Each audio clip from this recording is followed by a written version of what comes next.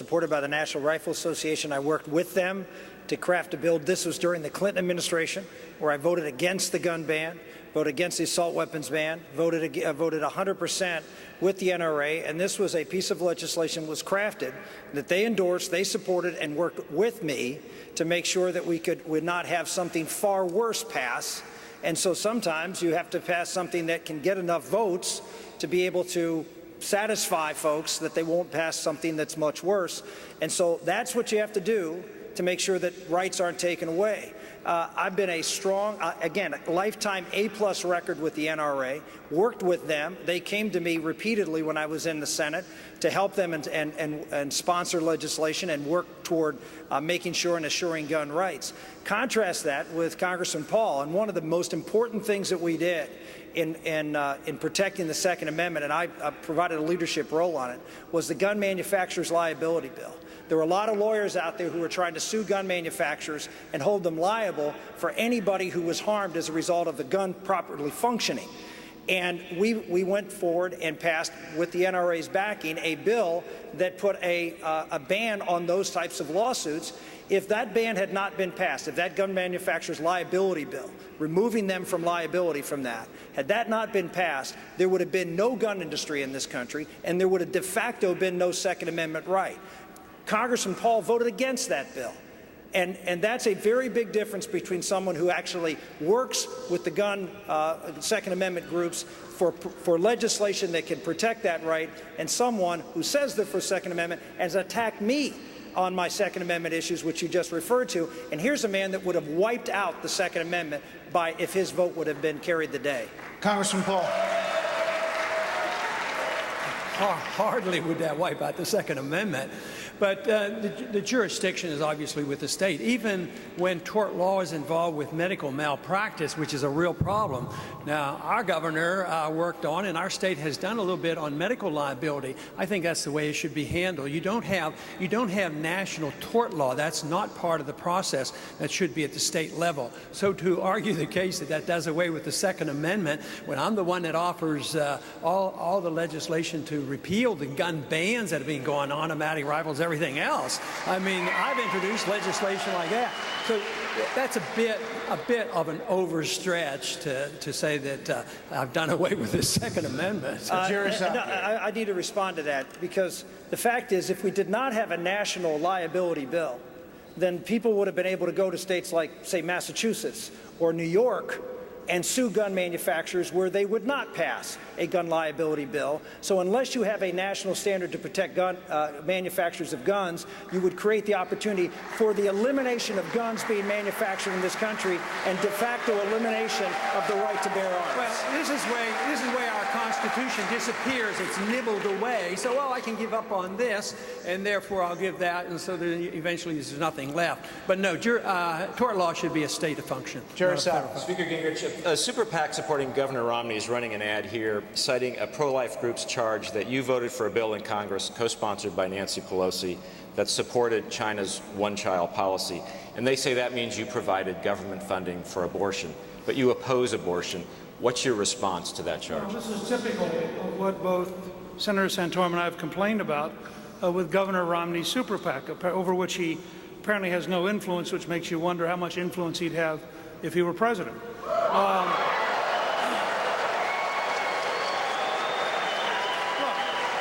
Let me take that particular bill. That bill was introduced by Claudine Schneider, who is a Republican from Rhode Island. It was introduced at a time when Ronald Reagan's Mexico City policy was in force. The Mexico City policy said no U.S. funding will be used to fund any activity that relates to abortion. So it is explicitly a falsehood to suggest that a bill introduced under Mexico City policy would have paid for China's one-child policy. In fact, I have explicitly opposed it.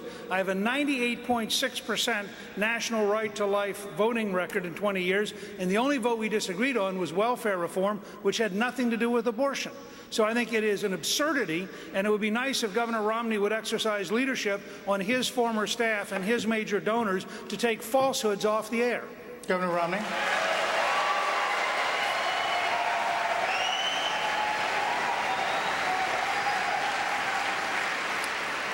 Speaker Gingrich, I already said at our last debate that anything that's false in PAC ads, whether they're supportive of me or supportive of you, should be taken off the air and fixed. I've already said that.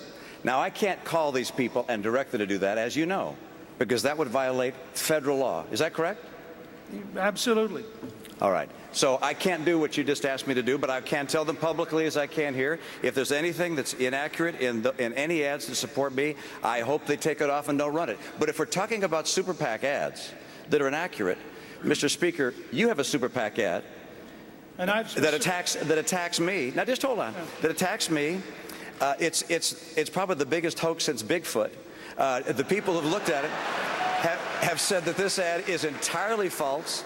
This documentary that they're running includes businesses I had no involvement with, the events that they described, and yet that's out there on a super PAC that is supporting you. You've said that you think it's bad, just as I've said the super PAC that supports me is doing bad things. But somehow for you to suggest that you and I have different standards here is just not quite right. I've said publicly it ought to be edited.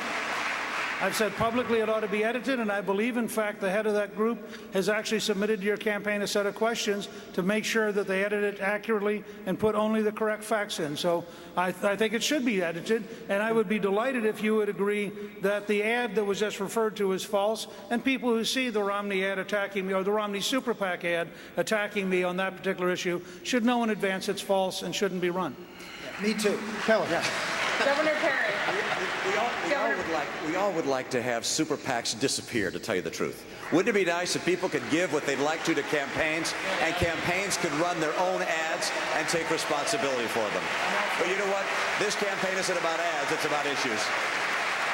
So, Governor Romney, in a general election, if you're the nominee, you'd like to see super PACs ended? Oh, I would like to get rid of the campaign finance laws that were put in place. McCain-Feingold is a disaster.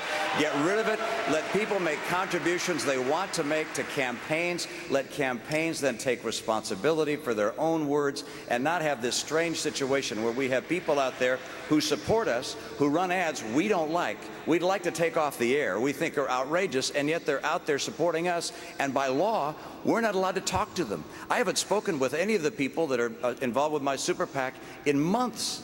And this is outrageous. Candidates should have the responsibility and the right to manage the ads that are being run in their behalf. I think this has to change. Kelly Evans.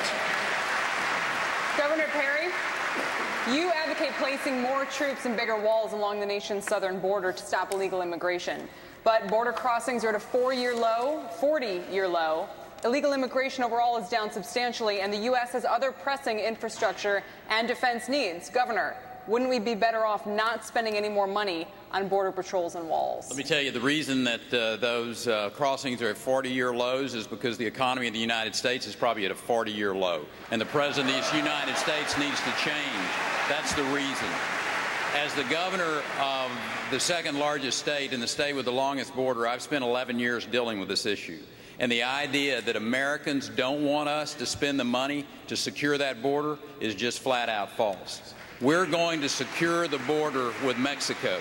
That means strategic fencing. That means thousands of National Guard troops on the border until we can train up those Border Patrol to be there. And it means Predator drones and other aviation assets so that we have the real-time information to flow down to those individuals that are in law enforcement so they can immediately respond to any activities that they see on the border that is either weapons related or drug related or illegal immigration that's occurring on that border.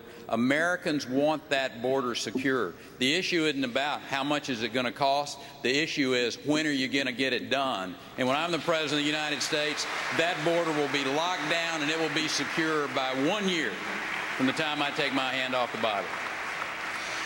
Last Twitter question is from an 8th grade teacher in Hobart, Indiana, and it's for you, Speaker Gingrich.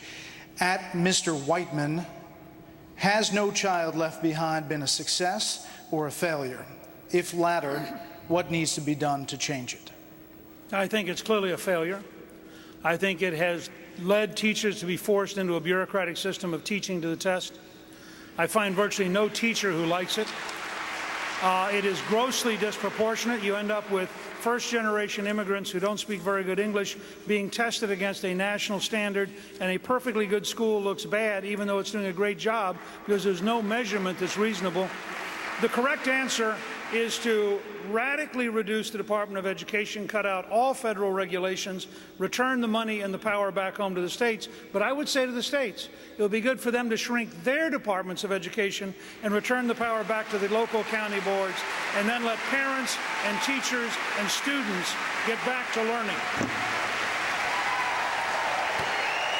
Thank you all very much. That is the end of our debate, a fiery debate. We appreciate it. That's it for our debate tonight. Our thanks to the candidates, their staffs, the South Carolina Republican Party, and the great people here in Myrtle Beach. Fantastic crowd. Of course, the state of South Carolina as well. They could not have been more hospitable. Stay with Fox News Channel, America's election headquarters, all the way through to the conventions, the general election, and the inauguration in 2013. Post-debate analysis is on the way. Keep it here.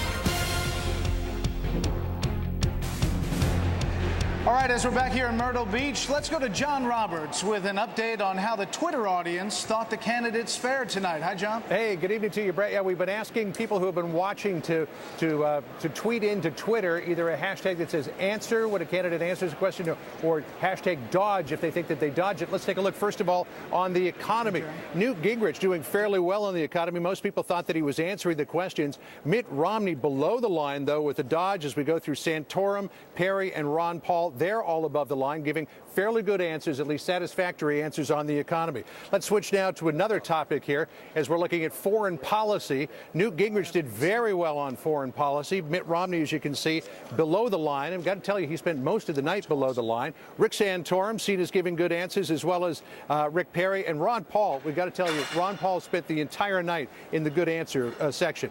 On the issue of race, look at this. Mitt Romney way down again, while Newt Gingrich is way up. Those were some of his biggest spikes of the night. Rick Santorum, a kind of middling performance on that. The same with Rick Perry. Ron Paul, again, very, very strong support. On Romney's record, which was a big topic of the night, let's take a look.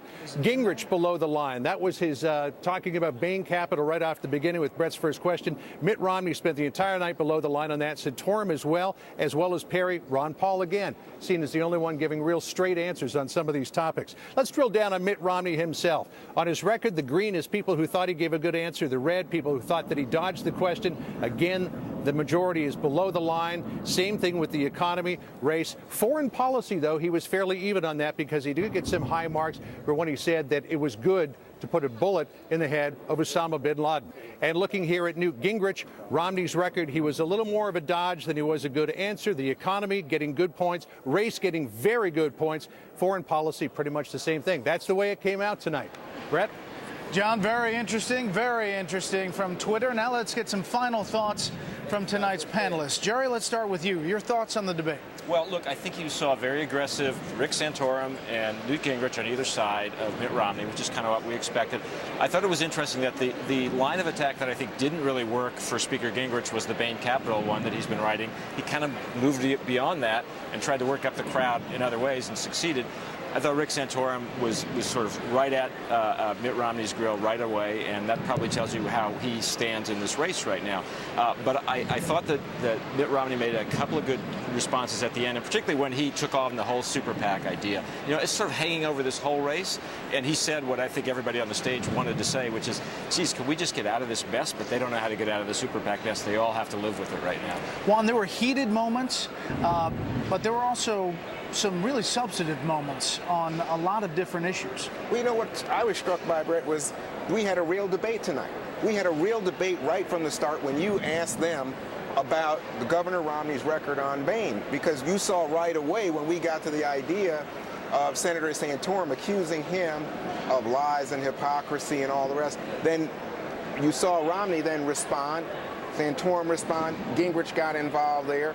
I don't think that Governor Romney was able to answer Jerry Seib's questions about Bain Capital specifically, so a lot of the attacks then sort of transformed into questions about the advertisements. And later, of course, in the debate, we saw that in specific, with Governor Romney standing up and saying he does not like this big ad that he called it Bigfoot, I believe, in terms of credibility, has the same amount of credibility as Bigfoot, that Speaker Gingrich is running.